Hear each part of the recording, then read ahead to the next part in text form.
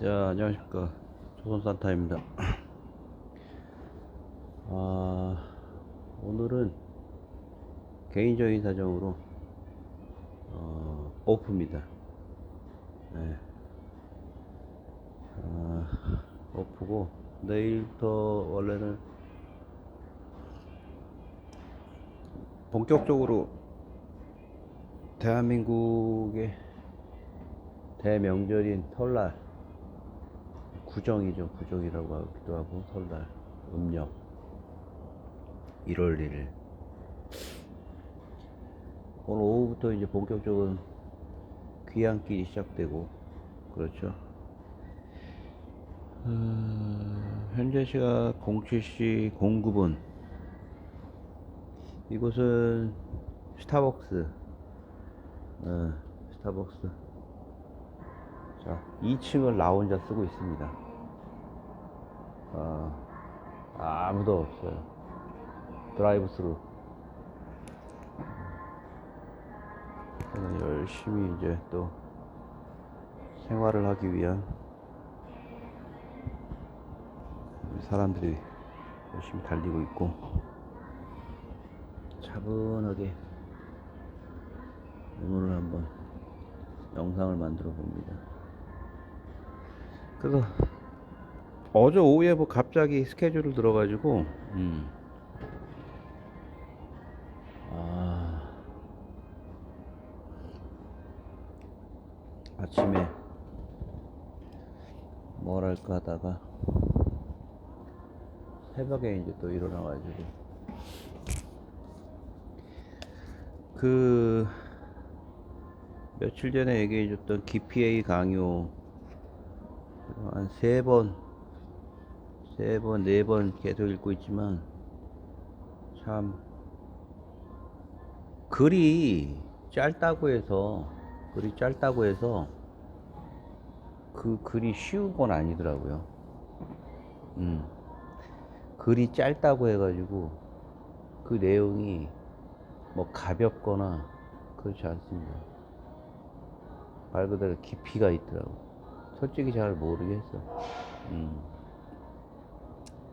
그 제가 수일 전에 올린 영상에서 한 여류 작가가 한 비평가의 그 작두질로, 우리 흔한 얘기로 그 직업적인 작두질, 그 조동아리를 잘못 놀린 이유로 해서 어떤 젊은 한 여성의 죽음을 먹다하게 만든 아주 슬픈 현실을 그린 소설이었는데, 단편인데,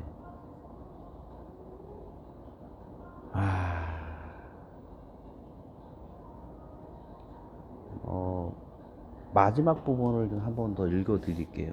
그러니까, 한 유명한 소묘 그림 작가, 여작가인데, 깊이가 없다는 그 가벼운 비평가의 얘기를 듣고, 또 그게 신문에 기고가 되고, 공교롭게. 또 주위 사람들은 그 내용이 그 사람에 대한 어떤 프레임으로 잡히잖아요. 프레임이 뭔지 알죠? 굉장히 중요한 거죠. 사회생활 하면서. A라는 사람이 어떤 조직에서 어떤 한 프레임이 씌워지면 좀처럼 벗어나기 힘듭니다. 좀처럼. 사람을, 우리 인간은 입체적으로 보려고 하지 않아요. 김대식 교수라고 있어요. 뇌과학 교수. 우리 뇌는 이상하리만치 게으르대요. 어떤 한 현상에 대해서 입체적으로 보려고 하지 않고 단편적으로 보려고 한다고 합니다. 한 사람을 그냥 팍 찍어 놓고 그냥 그대로 그 사람에 대한 어떤 그 공식을 집어넣고 이해하려고 하는, 그게 과거에 그 단순하게 먹고 자고 하는데, 그 우리 조상들 뭐 오스트랄로피테쿠스인지 뭐 이런 종들이, 우리의 그 원류들이 그 아주 엄명한, 엄숙한 그 자연 생태계에서 살아남기 위해서 그렇게 단순하게 뇌를 발전시킬 수밖에 없었다고 하더라고요. 여러 가지 복잡하게 생각하면 안 되는 거야. 예를 들어서 지금 뭐 거의 한 이틀, 3일 굶었어. 뭐 자기 부인도 그렇고 아이들도 동료들 다 죽어가는데 절벽 끄트머리에 예를 들어서 겨울인데 토끼 한 마리가 나타났어. 근데 거기서 막 복잡하게 생각해야 돼? 무슨 얘기냐면 절벽을 넘어갔을 때 미끄러지는 양, 그리고 그 우르르 올라갔을 때 여러 가지 사람들이 뭐 위험성, 나의 위험성, 응? 이런 거 막 복잡하게 고려하면 어떻게 돼? 안 되는 거야. 단순하게 가 그러면은 A 네가 가 그러면 A는 그동안 뭐 시키는 대로 무식하게 아주 용감하게 했던 사람이야. 그럼 그 사람 시키는 거야. 근데 이 사람이 시키면서 이 사람이 용감하게 하면 이 사람은 뭐 식량이라든가 이런 부분이 많이 가겠죠. 근데 B도 갈 수 있어. 자기가 가고 싶어. 응. 내가 지금 여러 가지 심사숙고를 했고 약간 뭐 소극적인데 오늘 내가 용감하게 할 수 있을 것 같아. 하지만 이 리더나 이 조직의 분위기에 프레임이 씌워진 거는 A야. A한테 가 그렇게 되는 거야.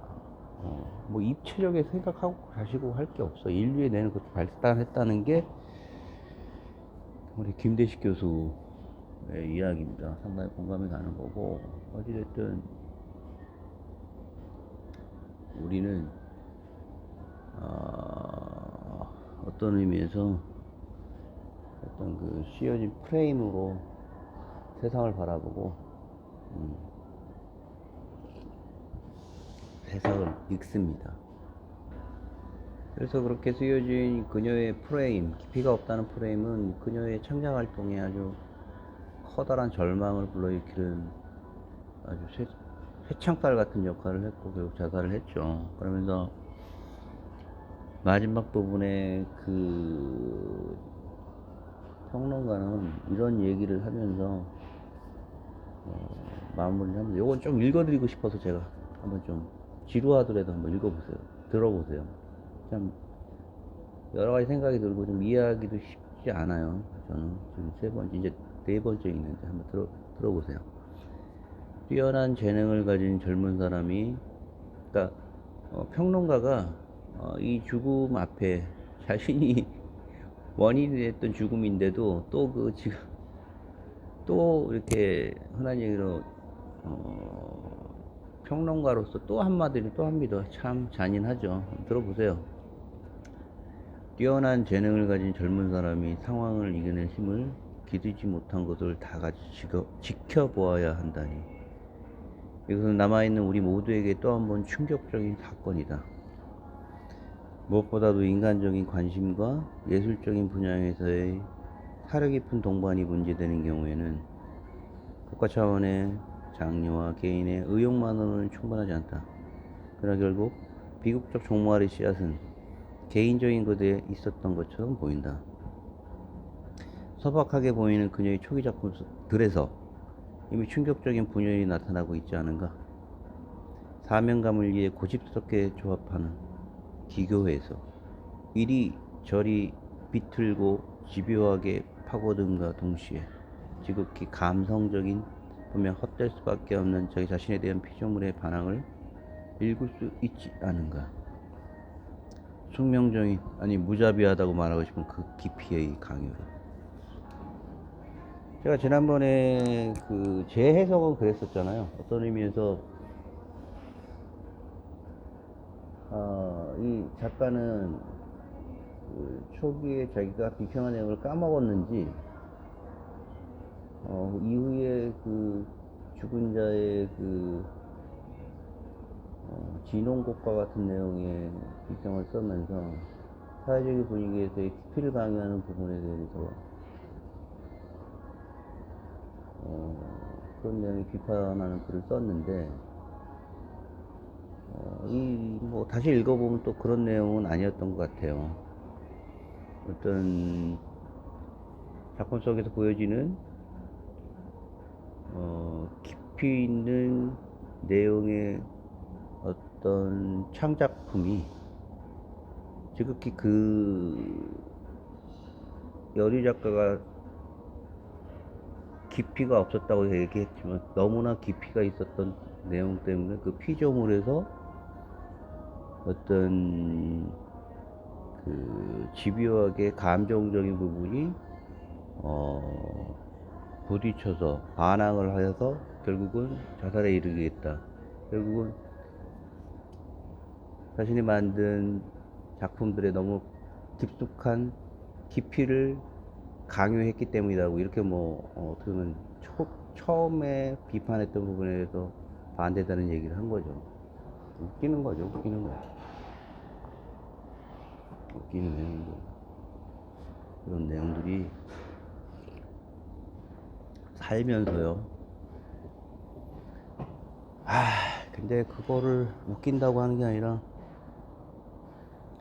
아무리 소설이라지만 참 재밌는 세상에 살고 있다는 부분을 지울 수 없습니다. 지울 수 없어요. 오늘 제가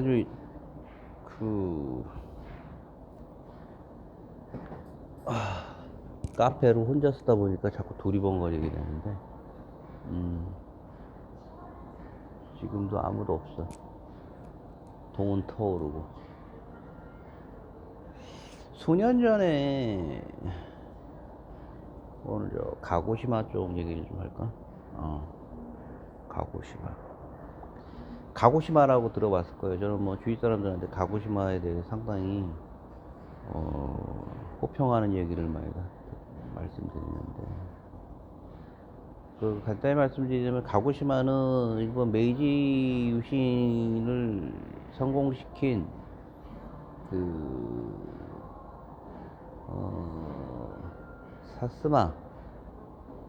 사스마라는 지금은 가고시마지만, 당시에는 사스마라는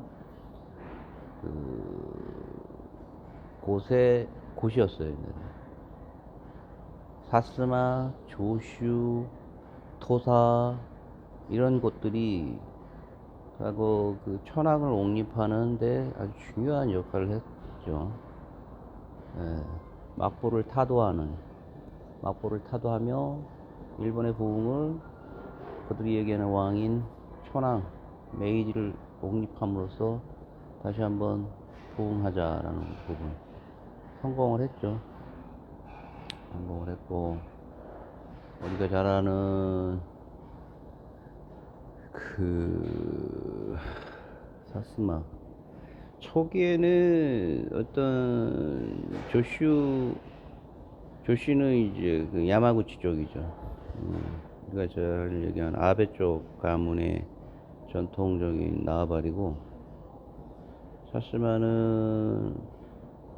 가고시마는 어떤 의미에서는 예전에 사이고 다카모리라고 하는 아주 걸출한 일본의 근현대 발전에 기여를 한 인물이에요. 물론 나중에 일본 내전에서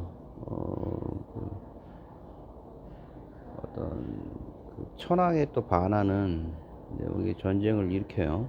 다시 한번 쿠데타를 일으켜서 결국 그도 자살로 마감을 하게 됩니다. 근데 상당히 중요한 역할을 하는 지역이었죠. 그래서 지난 2019년에 가을 무렵에 제가 한번 다녀왔었는데, 일본의 태동의 성공을 일으킨 곳에 어떤 현장을 직접 보고 싶은 욕망들이 살아오면서 지속적으로 그런 어떤 욕구들이 있었어요. 기회가 되면 한번 가보자. 그래서 여러 가지 공부도 하고 조사도 했는데, 우연찮게 그때도 갑자기 스케줄이 빵꾸가 나는 바람에 제가 그 스케줄을 끄기 위해서 항공권을 구입하고 왔는데,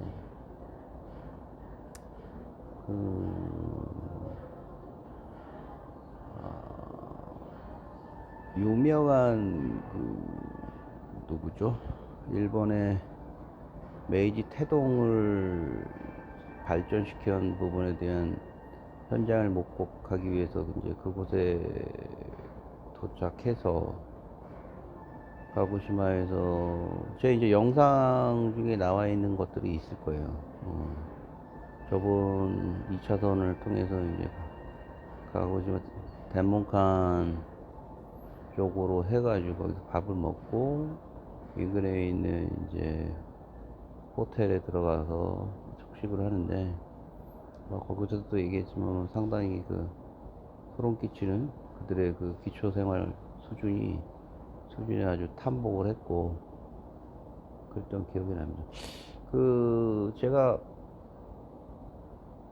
말씀드리고 싶은 거는 2차 세계대전의 한복판에 가고시마는 이제 해군의 그 어떤 총 본산지였어요. 반면에 조슈 야마구치는 육군의 총 본산이었고, 사이고 다카모리가 좀 그 당시에 결국은 어떤 의미에서는 좋은 내용으로 결론을 보이지 못했기 때문에 자신이 가지고 있던 어떤 정치적 역량을 꽃피우지 못하고 자살로 마감을 했기 때문에 약간은 가쿠시마 쪽이 어떤 의미에서는 좀 약간 이류 도시 정도의 느낌을 받았던 것 같아요. 네. 이류 도시의 느낌을 좀 받았던 것 같고, 그래서 직접 가봤는데 사쿠라지마라는 곳 있잖아요. 사쿠라지마. 활화산인데 사쿠라지마가 어떤 의미에서는 2차 세계대전 때 일본의 제로센이라는 항공기 있지 않습니까? 제로센이라는 항공기에서 제로센이 진주만 습격을 할 당시에 항공기가 폭격을 하기 위해서는 항공기에서 투여되는 폭탄을 투하하게 되면은 그 폭탄이 낙하하면서 바다에 떨어지면서 그 부력을 어느 정도 견뎌서 위로 올라와야 되잖아요. 근데 진주만이 갖고 있는 파고하고 가고시마가 갖고 있는 파고하고 어느 정도 좀 차이가 있는데, 결론적으로 진주만에서 가지고 있는 표면과 바다 밑에 밑바닥하고 폭탄을 넣었을 때 폭탄이 제로센 폭격기에서 제로센 항공기에서 떨어졌을 때 폭탄이 항공기 그러니까 바다 밑에 그냥 뚝 떨어진다는 어떤 그런 단점이 있었어요. 그래서 이거를 해결하기 위해서는 어떻게 해야 되느냐. 아무래도 이제 초기다 보니까, 항공기 역사에서 초기이다 보니까, 그럼 어떻게 해야 됩니까? 비행기에 있는 항공폭탄에 부력을 줘야 된다는 이제 결론에 이르게 됐어요. 그들이 진주만 폭격하기 전에 가고시마에 있는 후쿠시마만 앞에 연습을 했던 거예요.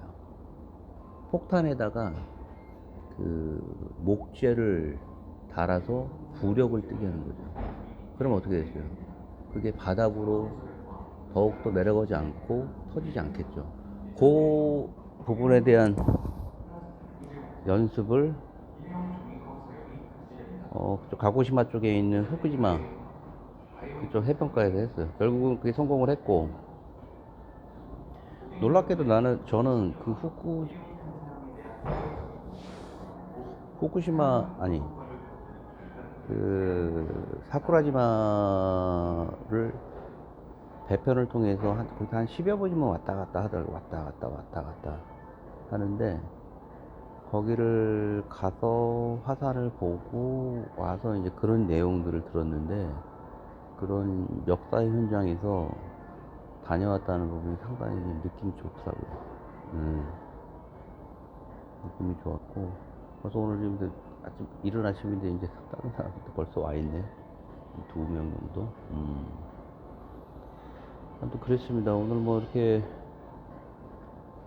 제가 말씀드렸던 일본의 한 지역에 대해서 봤던 거는,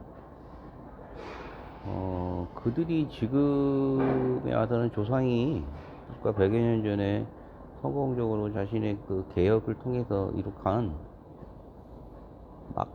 막부에 대한 타도를 통해서 왕도 정치를 해서 결국은 그 막강한 경제력과 전쟁의 승리, 전쟁의 패배를 통해서 다시 그 경제 부분을 통해서 했던 부분에 대해서 일본에 좀 경험을 했던 부분을 좀 말씀을 드렸어요.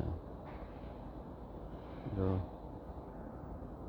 오늘은 여기까지 좀 말씀을 드리고, 다음 영상에서 좋은 모습을 보이도록 하겠습니다. 그 차량에서 했던 내용하고 지금 여기 그 이런 어떤 저기 뭐야 퍼블릭한 공간에서 하려니까 좀 여러 가지 집중이 안 되네, 솔직히.